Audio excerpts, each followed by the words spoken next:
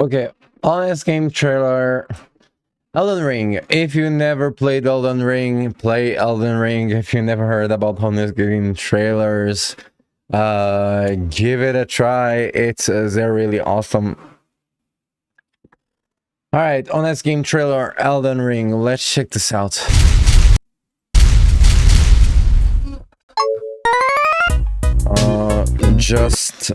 I need to my fucking. I hate the fact that like.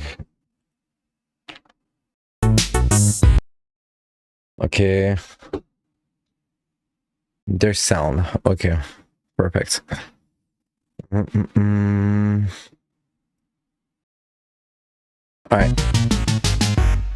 Inspired by the mind of George R.R. Martin and the studio that brought us the video game equivalent of waterboarding, comes a new type of Soulsborne experience that changes the series forever with one very important twist.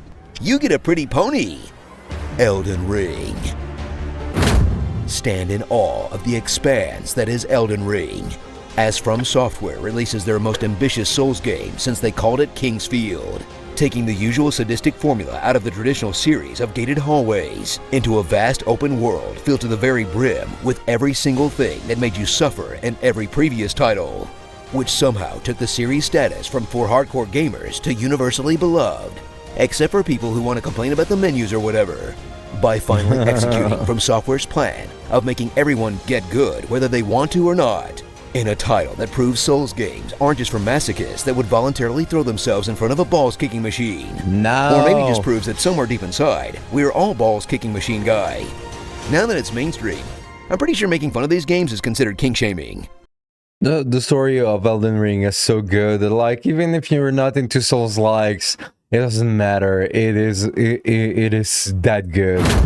Explore the sheer magnitude of the lands between, as the surreal and beautiful nightmarescapes of the Souls aesthetic are blown up American extra large, and you'll travel through dramatically different landscapes and like 10 distinct varieties of poison swamp to absolutely get stomped on in each and every one of them, where despite the fact that you're in a Skyrim-sized world, you'll still do the Dark Souls thing and run past all the dudes to collect graces just so you can declench your sphincter a little bit, which is luckily made much easier because they gave you a double jumping horse, only to realize that you've gone too far as you get completely demolished by a single enemy.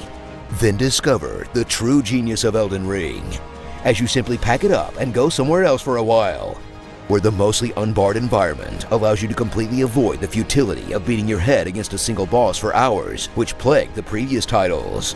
Then watch in horror as your dumbass does that anyway, because getting beat down by Margit 20 times has injured your pride. That is, if you can pry yourself away from meandering into every cave to collect all the weapons you don't have the build for, in an open world. Yeah, so many fucking weapons. You begin to choose your class, and then you see all these fucking useless items during all your playthrough, and you're just like, it will be nice if it could be fucking awesome to me.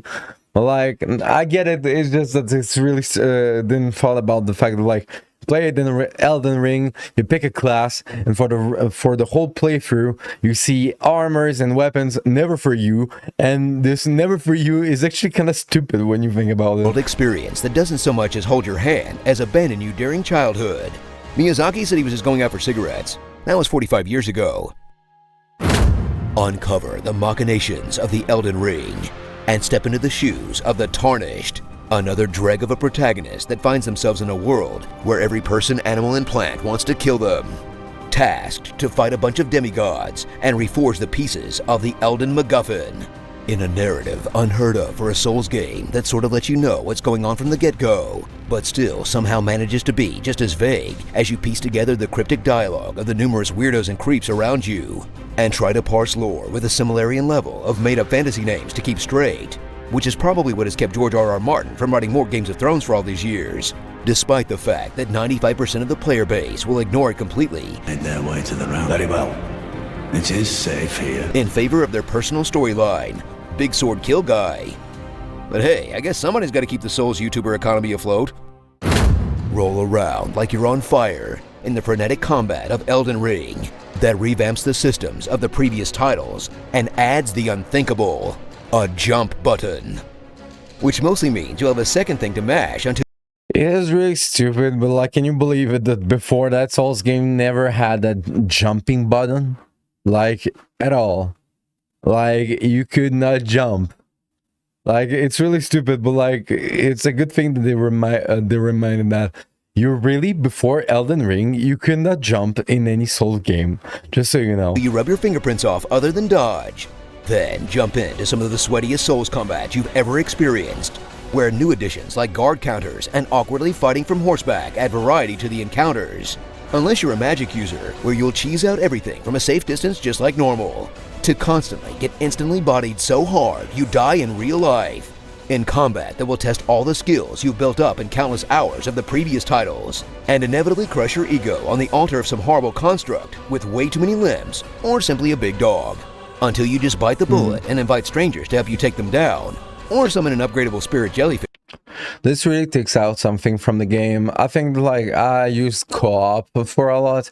I feel that like it kind of spoiled the game because I didn't finish it the way it was like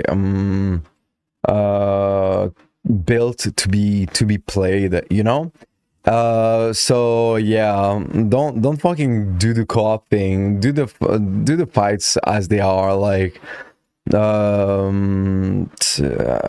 created for you, because like for real, co-op takes away so much difficulty and so much pressure that like it makes it kind of like really I really felt I really regretted the fact that like I used co-op for like bosses rather than forcing the grind, you know. Because honestly, why not?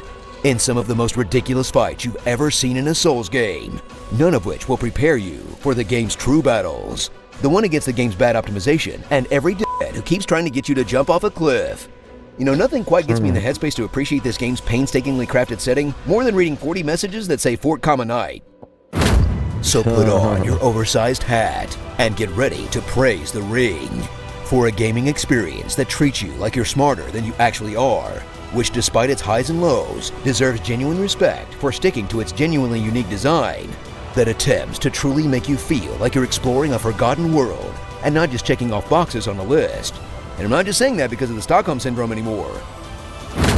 Starring, dying, crying, misjudging the jump and dying from fall damage, rolling to your death, missing every swing on your horse, endless cheese, getting invaded at the worst time, griefing in PvP as revenge, insisting you double wield the big weapons despite fat rolling, hitting every wall in case they're an illusion, respecting over and over, destroying all furniture around you, patches, looking like a child who dressed themselves for peak stats, debating on killing an NPC for their swag, laughing at Rudon's ridiculous horse, crying around Rudon's ridiculous horse, getting hugs after trying your best, and being maidenless, in-game and in real life.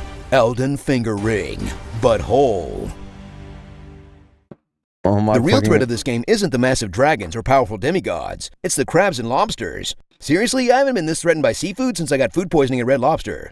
Tell us what you'd like to hear in my epic voice in the comments below. Are quite. Anyway, all right. Give for real. Honest Game Trailer really does trailers like this for mini games. Leave them a like, subscribe to them, and yeah, share the love. Anyway, thank you so much. I mean, it was awesome. Fuck.